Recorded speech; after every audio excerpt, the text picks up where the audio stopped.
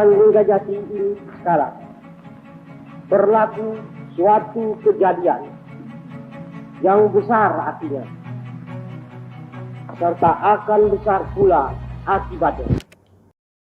Sampurasun, dina poe ayeuna abdi bade ngajelaskeun tentang Sultan Syahrir. Saha si Sultan Syahrir teh? Yuk orang kenalan. Sultan Syahrir atawa nu katelah Bung Kecil nyaeta salah sahiji inohong perjuangan kemerdekaan Indonesia. Sultan Syahrir medal di Padang Panjang kaping 5 Maret 1808. Anjeunna nyaeta putra jaksa lokal nu namina Muhammad Rasyad gelar Maharaja Sultan bin Sultan Leman gelar Sultan Palindi. Sareng nami ibuna nyaeta Putri Siti Rabiah. Di Medan, anjeunna sakola di ILS tuluy ngalanjutkeun sakolana di Mulo nu kaasup sakola pang alusna di zaman eta. Parantos lulus di Mulo dina tahun 1826 anjeunna neraskeun sakolana ka Bandung nyaeta di AMS sakola nu pang alusna oge. Salila sakola anjeunna dianggap bentang kelas nu kacida pinterna, rajin maca buku filsafat sarta aktif pisan dina sagala rupa kegiatan kayaning klub teater, klub main bal, jeung main musik biola. Salian ti eta, Syahrir oge ngadekeun sakola pikeun fakir miskin di Bandung. Kalayan ngaranna Cahaya Folk University. Dina yuswa 18 tahun. Hentengan eta, Syahrir ge jeung babaturanana ngadekeun klub diskusi politik pikeun para nanoman di Bandung anu disebut Patria Scientific. Kagiatan di klub ieu nu manggihkeun anjeunna jeung Kusno nyaeta Bapak Insinyur Soekarno.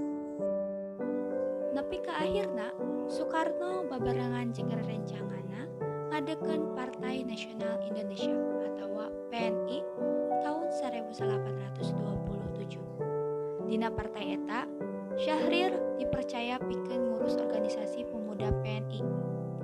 Anjeunna ngagunakeun kepercayaan ieu pikeun nyiptakeun momentum sajarah nyaeta pikeun ngawujudkeun Kongres Pemuda Indonesia II tahun 1828 anu ngahasilkeun Sumpah Pemuda 28 Oktober 1828. Saparantos lulus di AMS tahun 1828, Syahrir neraskeun kuliahna ka Eropa tepatna di Fakultas Hukum Universiteit van Amsterdam.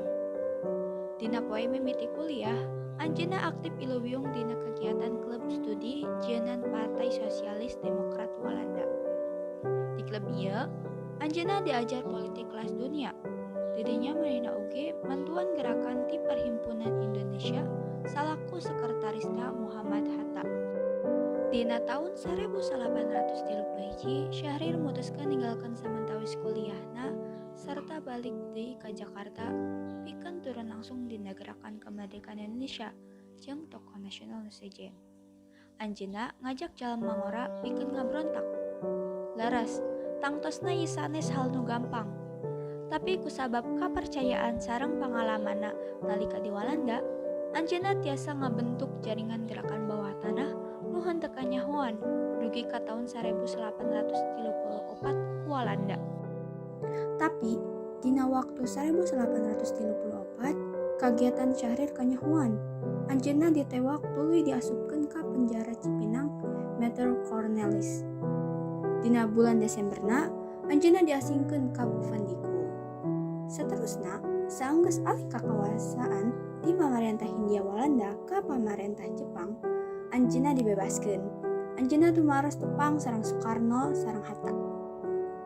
Tapi nalika diskusi, anjeunna teu satuju sareng Soekarno jeung Hatta.